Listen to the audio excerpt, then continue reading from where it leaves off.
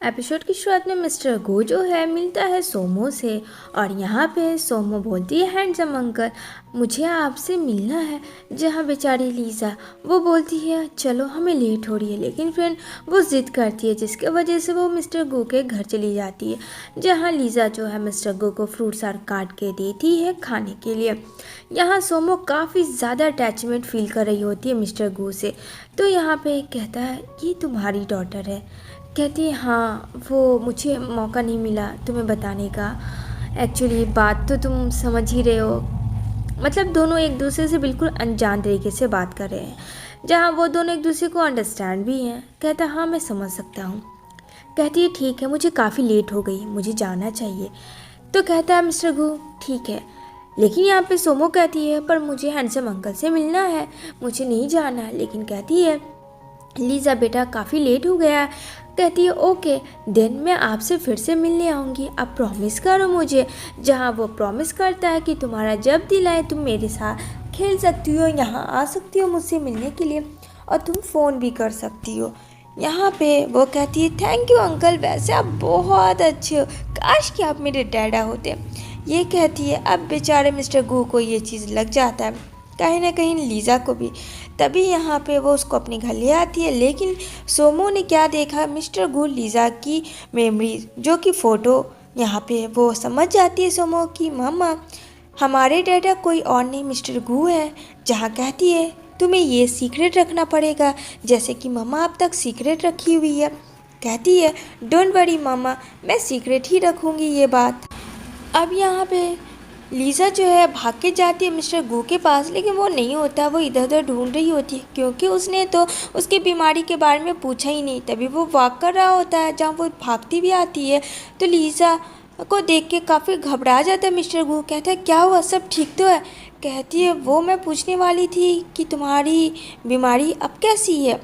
कहता है हाँ सब ठीक है। तभी उसको कॉल आता है टैंक का कि उसके कार्ड वेडिंग के देखना है। तो कहता हाँ तुम सिलेक्ट कर लो, मैं आके देख लूँगा।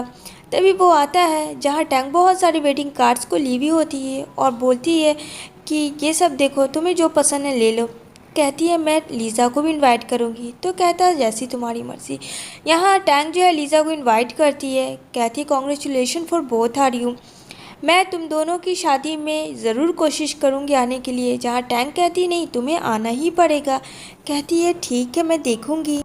दूसरी तरफ मिस्टर गू की मॉम जो होती है टैंक को ख़ानदानी बैंगल्स दे रही होती है और कहती है ये मेरी प्यारी सी बहू के लिए है, इसे संभाल के रखना, जो कि शादी का दिन होता है। जहाँ टैंक बोलती है यस मॉम, मैं उसे संभाल के रखूँगी, आप टेंशन ना लो इस चीज़ का। दूसरी तरफ लीज़ा काफ़ी परेशान हो जाती है। कहती है सोमो चलो उठो स्कूल जाना है। बट फ्रेंड सोमो तो होती ही नहीं है अपने रूम में, सोमो तो कहीं चली जाती है। अब यहाँ पे लीज़ा की आधी जान तो निकल ही जाती है। चारों तरफ क्या आपने एक छोटी सी बच्ची को देखा, लेकिन सब लोग मना कर देते हैं। अब यहाँ पे वो पागलों की तरह रिएक्ट करती है, शान को कॉल करती है कि प्लीज़ लीज़ा मैं बोल रही हूँ सोमो कहीं चली गई है। इधर सोमो को दिखाया जाएगा जो बेचारी प्यासी होती है, वो अपने ड्रिंक वाटर से ड्रिंक कर रही होती है और उसने ये सोच लिया होता है कि उसे डैड से मिलना है क्योंकि उसको डैड चाहिए।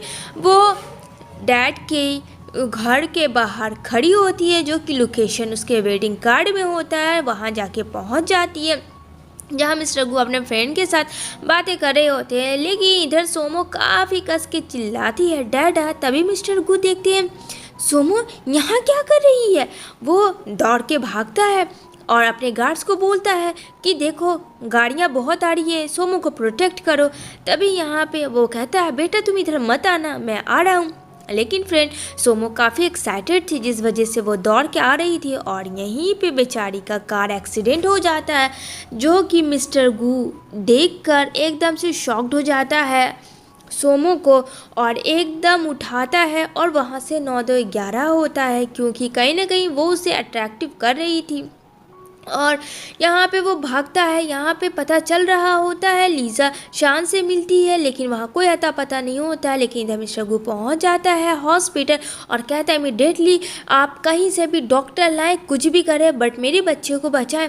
यहाँ पे सारे लोग, वो जो हम लोग थोड़ा देर पहले पास देखा जहाँ जिस दिन स्टार्ट हुई थी स्टोरी फ्रेंड, कि सब लोग वेडिंग एनिवर्सरी में आते हैं। इस तरीके से मिस्टर गू और टैंक की शादी नहीं होती है, जहाँ पता चल जाता है मिस्टर गू को कि ये किसी और की नहीं, लीज़ा और मिस्टर गू की बेटी है। लेकिन ये बात मिस्टर गू नहीं बोलता है क्योंकि सोमो को ये हालत देख के वो चुप रहता है। इधर टैंक काफ़ी परेशान होती है, जहाँ उसकी मॉम कहती है अब तुमको किस तरह से मिस्टर गू को अपनाना है ये तुम खुद सोच लो, क्योंकि उसके लाइफ में लीज़ा आ चुकी है, एक चाइल्ड भी है जिससे कि मेरा बेटा उसकी ओर खींचा जा रहा है। इधर लीज़ा सोचती है घर आकर कि वो सोमो को लेकर यहाँ से कहीं दूर चली जाएगी, क्योंकि शादी जिस दिन थी उस दिन उसको बिना देखे सोमो को उस पर प्यार आया। यहाँ पे समझ जाती है लीज़ा कि अगर वो कुछ दिन और रहेगी तो मिस्टर गू को कहीं सारी सच्चाई पता ना चल जाए। जिस तरीके से आधी रात में सोमो को लेके जाती है और कहती है यहीं पे खड़ी रहो, मामा टैक्सी लेके आ रही है, जहाँ सोमो कहती है ठीक है। लेकिन फ्रेंड सोमो कम होशियार नहीं है, वो अपने डैडा को कॉल लगा के बता देती है, क्योंकि सोमो को तो पता था कि वो उसके डैडा है। तभी यहाँ पे लीज़ा जैसे ही आती है तो वहाँ पे सोमो और मिस्टर गू खड़े होते हैं कार लेके और कहता है मेरे साथ घर चलो, जहाँ कहती है कि मैं तुम्हारे साथ घर नहीं जाऊँगी। यहाँ पे कहता है सोच लो, मैं ज़्यादा फोर्स नहीं करूँगा तुम्हें। और सोमो की ज़िद करने के बाद भी लीज़ा को लगता कि ये सही होगा। इधर मिस्टर गू सोमो को सुलाते हैं और बोलती है सोमो डैडा आप मेरे डैडा हो, क्या आपको ये सीक्रेट पता है? मामा ने मना किया था, मुझे पता नहीं, लेकिन फिर मैं अपने डैडा से कैसे छुपा सकती हूँ। यहाँ पे बोलता है मिस्टर गू आई लव यू मेरा बच्चा, मुझे भी पता है तुम मेरी डॉटर, लेकिन ये चीज़ हम दोनों को मामा से सीक्रेट रखना। कहती ओके और वो उसे सुला देता। जहाँ लीज़ा कहती है तुम मेरी बेटी से थोड़ा दूर बढ़ा के रखो, जहाँ कहता है मिस्टर गू क्यों, अगर वो मेरी बेटी हुई तो। यहाँ पे कहती है क्या बकवास कर रहे हो। यहाँ पे मिस्टर गू कहता है मुझे पता है कि वो मेरी बेटी है, कब तक तुम छुपाओगे, ये रहा डीएनए टेस्ट रिपोर्ट, देख लो खुद चेक कर लो। अब यहाँ पे सच्चाई तो सामने आ जाती है। अब लीज़ा क्या करे, वो बोलती है मिस्टर गू को लेकिन मुझे तुम्हारे साथ नहीं रहना। कहता है सोच लो तुम्हें रहना है या नहीं रहना है मेरे साथ। इतना कह के वो वहाँ से चला जाता है। इधर जो है आता है शान लीज़ा के घर पे कि मैं तुम्हें इतना फ़ोन करता हूँ, तुम कहाँ रहती हो, चलो यहाँ से। जहाँ मना कर देती है लीज़ा, कहती है नहीं, सोमो को उसके डैड मिल गए हैं और वो उसके साथ बहुत खुश है, मैं अभी नहीं आ सकती हूँ, कुछ वक्त लगेगा मुझे उसे हटाने में, मैं आ जाऊँगी जल्दी, पर प्लीज़ तुम अभी यहाँ से जाओ। इतना कह के शान को वहाँ से भेज देती है। जहाँ मिस्टर गू कहता है लीज़ा को क्या हम लोग शुरुआत कर सकते हैं, जहाँ हंसती है लीज़ा, कहती है हाँ तुम भी ना बदले नहीं हो, अभी तक तुम वैसे ही कर रहे हो ना जैसे पहले क्या करते थे, मुझे छेड़ते थे। यहाँ पे कहता है मैं सीरियस कह रहा हूँ, क्या हम दोनों फिर से एक साथ नहीं रह सकते हैं। कहती है ठीक है जैसा तुम्हारी मर्ज़ी। तभी यहाँ पे लीज़ा शाल लेने जाती है, लेकिन वहाँ वो फंस जाती है क्योंकि उसके बैग में मोच आ गया था। अब यहाँ मिस्टर गू को वो आवाज़ लगाती है, जहाँ मिस्टर गू आता है और कहता है तुम इस तरीके से मुझे घूरना बंद करोगी तभी तो मैं तुम्हें ठीक करूँगा ना, तुम्हारे कपड़े को फंस गए उसे मैं निकालूँगा। कहती हाँ बट अपनी आइज़ क्लोज करके करना। कहता अच्छा मुझसे भी शर्माती हो तुम। कहती है फालतू की बात मत करो, अभी तुम मेरे हस्बैंड नहीं बने हो।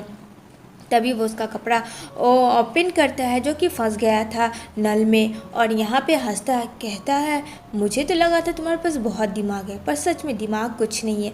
यहाँ पे कहती है चलो जाओ यहाँ से निकलो, अगर मेरे बैग में प्रॉब्लम ना हुआ रहता तो मुझे बुलाने की ज़रूरत भी नहीं पड़ती। इधर वो लोग कैंडल लाइट डिनर कर रहे होते हैं। यहाँ पे लीज़ा कहती है क्या तुम्हारी मॉम एक्सेप्ट करेगी मुझे और सोमो को। जहाँ मिस्टर गू कहता है उसके बारे में तुम ना सोचो। तभी बेल बजती है, जहाँ टैंग आती है नशे के हाल में, और टैंग काफ़ी रोती है और कहती है मेरा सब खत्म हो गया, मेरा मॉम डैड ने मुझे घर से बाहर निकाल दिया, अब मैं क्या करूँगी, कहाँ रहूँगी। जहाँ लीज़ा कहती है डोंट वरी, तुम यहाँ जब तक दिल आए तुम यहाँ रह सकती हो। कहती है ओह तुम कितनी स्वीट हो, वो तो फ्रेंड मकसद से आई थी ताकि लीज़ा और मिस्टर गू को अलग करे। अब ये बात मिस्टर गू को थोड़ा सा शक तो दिलाता है, बट फिर उसे इग्नोर करके टैंक को लेके आता है अपने घर, जहाँ टैंक कहती है सो स्वीट लीज़ा, मैंने आज से पहले तुम्हारी इतनी बेस्टी नहीं देखा। पता नहीं मेरी शादी के वजह से वो लोगों ने मुझे घर से बाहर निकाल दिया, मेरी क्या गलती थी। तो यहाँ पे वो बोलती है डोंट वरी, सब ठीक हो जाएगा। अब यहाँ पे मिस्टर गू जो होता है वो बोलता है लीज़ा को कि ज़्यादा तुम टैंक के करीब जाना मत। तो यहाँ पे कहती क्यों, क्या हुआ, सब ठीक तो है। यहाँ पे कहता मैं जितना बोल रहा हूँ तुम्हें उतना करना है और तुम्हें कोई भी ऐसी चीज़ नहीं शेयर करनी है। आई बात समझ में? लीज़ा कहती है ठीक है समझ गई मैं, जैसा बोलोगे वैसा ही होगा। दूसरे दिन ये लोग अपना नेक्स्ट मॉर्निंग उठते हैं और यहाँ पे काफ़ी हैप्पी होती है लीज़ा।